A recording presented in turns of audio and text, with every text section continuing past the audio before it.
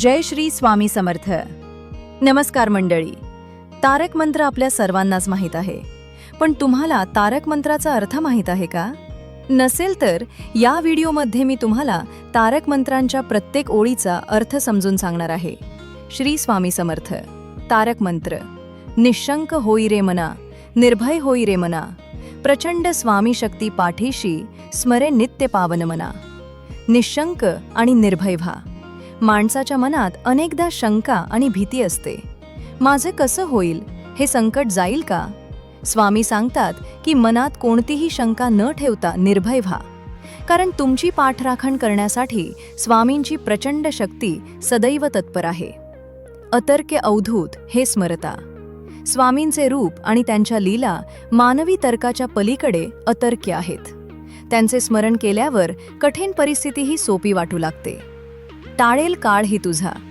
अगदी मृत्यूसारखे किंवा काळासारखे मोठे संकट उभे राहिले तरी स्वामींचे नामस्मरण त्याचे निवारण करू शकते. अशक्यही शक्य करतील स्वामी.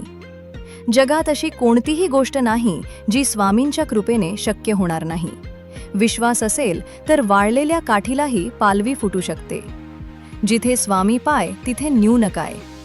ज्या ठिकाणी स्वामींचे अस्तित्व किंवा त्यांचे अधिष्ठान असते तिथे कशाचीही कमतरता न्यून भासत नाही. तारक मंत्राचे महत्त्व.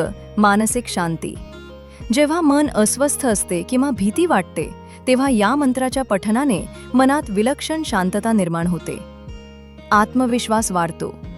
स्वामी माझ्या पाठीशी आहेत हा विचारच भक्ताला संकटांशी लढण्याचे बळ देतो. सकारात्मक ऊर्जा. या मंत्रातील शब्द सकारात्मकतेने भरलेले आहेत. ते घरातील आणि मनातील नकारात्मकता दूर करण्यास मदत करतात. शरणागतीची भावना. हा मंत्र आपल्याला आपले अहंकार सोडून स्वामींना शरण जाण्यास शिकवतो, ज्यामुळे आपले जीवन अधिक सुसह्य होते. मंत्राचे पठण कधी करावे? दररोज सकाळी देवघरासमोर बसून किमान 3 किंवा 11 वेळा या मंत्राचे पठण करावे. जर तुम्हाला खूप भीती वाटत असेल किंवा महत्त्वाच्या कामासाठी बाहेर जात असाल तर मनातल्या मनात हा मंत्र म्हटल्यास भीती दूर होऊन कार्यसिद्धीस जाते. महत्त्वाची ओळ. भिवू नकोस, मी तुझ्या पाठीशी आहे. ही केवळ ओळ नसून स्वामींनी दिलेले अभय वचन आहे. अशाच नवनवीन माहितीसाठी चॅनलला सबस्क्राईब करा. धन्यवाद.